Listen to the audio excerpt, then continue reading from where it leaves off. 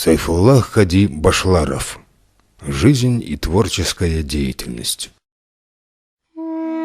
Сайфуллах Кади Башларов родился в 1850 году в лакском селении Ницовкра, недалеко от Кумуха, столицы Казикумухского ханства. Воспитание и обучение он получил в домашних условиях. Окончил Ницовкринский примечетский мактаб, знал два языка – лакский и аварский. В 1859 году вместе с отцом он переезжает в город Астрахань. В Астрахани он окончил татарское трехгодичное медресе, а также в течение 5 лет учился в русской школе. Он владел татарским, башкирским, казахским и русскими языками. В 1866 году он возвращается в Дагестан и начинает учебу в Арчибском медресе.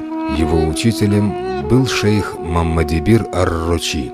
В 1868 году он переезжает в селение Кудали и начинает учебу в Кудалинском медресе. В 1871 году он приезжает в Согратль. Его мударисом был Абдурахман Хаджи ас-Сугури. Здесь он совершенствовал знания языков – арабского, персидского, турецкого, которые изучал в медресе. В 1875 году, после окончания учебы в Согратлинском медресе, по просьбе шейха Ильяса Хаджи Судахарского, в течение некоторого времени он работал лекарем и костоправом в Судахаре.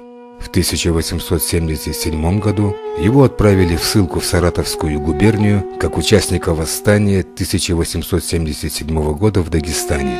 Ему удалось добиться права вольного хождения и разрешения работать. Он работал в Саратовском медицинском центре немецких врачей.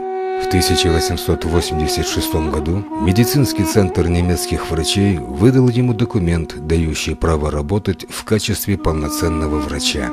В 1886 году он отправляется в город Чистополь к великому шейху накшбандийского тариката Мухаммад Закиру аль-Чистави и становится его мюридом.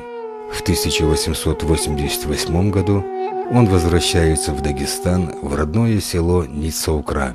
В 1891 году переезжает в город Ростов-на-Дону и работает там врачом в железнодорожной больнице.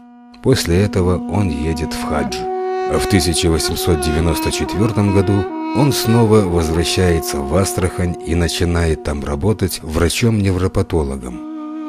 В 1905-1908 годах его выбирают депутатом в Государственную Думу России от кавказских мусульман, и он принимает активное участие в создании Союза мусульман России.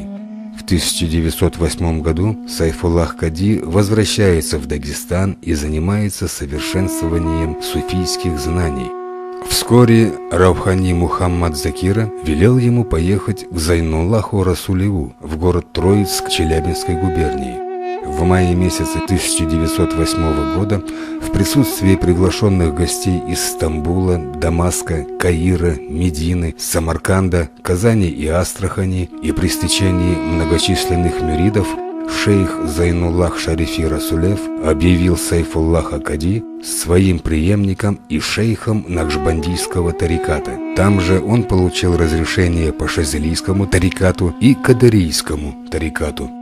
В 1909 году он вновь возвращается в Астрахань. С этого года Сайфуллах Кади полностью посвятил себя религиозной деятельности. Через 4 месяца после приезда в Астрахань, почти одновременно, он получил приглашение работать в качестве муфтия в Самарканд и Дагестан. Сайфуллах Кади предпочел родину и в сентябре 1909 года переезжает в Темир-хан-Шуру и по просьбе прихожан одновременно работает имамом джума мечети. В 1913 году был издан указ царя о переводе письменности с арабского языка на русский. На этой почве в Дагестане вспыхнуло восстание. Сайфуллах Кади и Хасан Кахибский были против восстания, боясь кровопролития. Они утверждали, что добьются отмены этого указа мирным путем. Но несмотря на это, в мае 1914 года к Темир-хан-Шуре подошли вооруженные отряды, насчитывавшие по разным источникам от 4 до 6 тысяч человек. Сайфуллах Кади и Хасан Кахибский смогли убедить восставших, и утром следующего дня никого из восставших в Темир-хан-Шуре не было. Таким образом, Дагестан был спасен от страшного кровопролития. Но все равно Сайфуллаха Кади арестовали. После 5 дней домашнего ареста он был отправлен в ссылку в Казанскую губернию. С 1914 до 1916 года Сайфулла Кади работал мударисом медресе Гафирия в Казани и первого татарского исламского университета Мухаммадия, где редактором был его духовный брат и кунак Галимджан Галимов, известный мусульманскому миру под псевдонимом Баруди. В 1916 году вышел указ царя об отмене перевода письменности с арабского на русскую графику. Сайфуллах Кади приехал на родину и продолжил работать муфтием Северного Кавказа.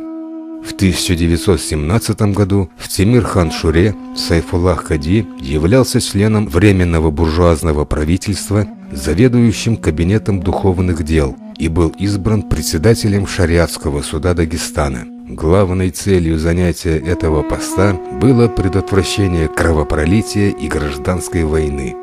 В мае 1919 года белоказаками и деникинцами в Дагестане было разгромлено военно-революционное правительство. А когда они узнали, что Сайфуллах Кади является его членом, было принято решение арестовать его и расстрелять. В это время Сайфуллах Кади был сильно болен и через несколько дней покинул этот мир. В эти дни рядом с ним был его любимый мюрид Камаруддин. Это было в конце мая. Его похоронили в Верхнем Казанище, на земле, которую он специально купил и сделал вакфу для кладбища. Там со временем были похоронены самые почетные религиозные деятели, шейхи, алимы и праведные люди. Это кладбище постоянно посещают мусульмане.